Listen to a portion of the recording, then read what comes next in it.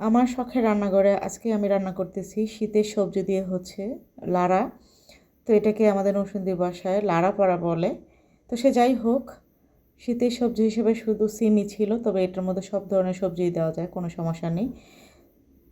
তো কড়াইতে দিয়ে দিলাম স্বাদ মতো লবণ, হলুদের গুঁড়া, মরিচের গুঁড়া, ধনিয়ার গুঁড়া, পরিমাণ মতো পানি দিয়ে এখন সব কিছু একসাথে খুব ভালো করে নেড়েচেড়ে মিশিয়ে দিচ্ছি। তারপর ঢাকনা দিয়ে ঢেকে সময় নিয়ে সেদ্ধ করে নেব। তো ঢাকনাটা উঠিয়ে একটু নেড়েচেড়ে দিচ্ছি। তো আমি মিনা শখের রান্নাঘর থেকে সবাইকে জানাচ্ছি অনেক অনেক শুভেচ্ছা। আশা করি সবাই ভালো আছেন, আমিও আলহামদুলিল্লাহ ভালো আছি।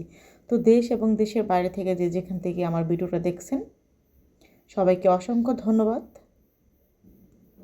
তো সেদ্ধ করা হয়ে গেছে, সবজিটা আমি নামিয়ে তারপর পেঁয়াজ রসুন থেতো দিয়ে তেলা নেড়ে দিয়ে দিচ্ছি।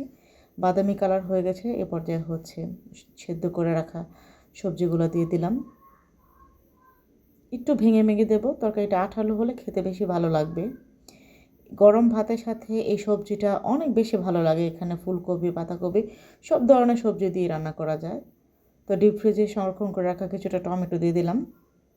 তো এই তরকারিতে টমেটো আর ধনিয়া পাতা না দিলে যেন তরকারিটা একদম অসম্পূর্ণ থেকে যায়। অবশ্যই টমেটো আর ধনিয়া পাতা দেবেন এই তরকারিটা যদি রান্না করেন।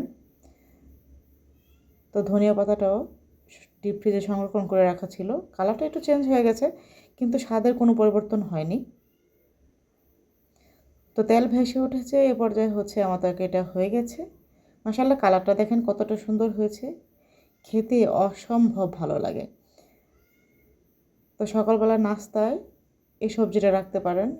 এটা রুটি, পরোটা, গরম ভাত সব কিছু দিয়েই অনেক ভালো লাগে খেতে।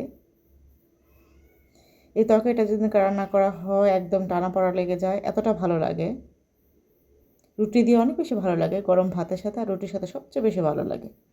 চাইলে এরকম করে তরকারি রান্না করে খেয়ে দেখতে পারেন কেমন লাগে। আর কে এরকম করে রান্না করেন অবশ্যই কমেন্ট বলবেন। তো সবাই ভালো থাকবেন। আসসালামু আলাইকুম।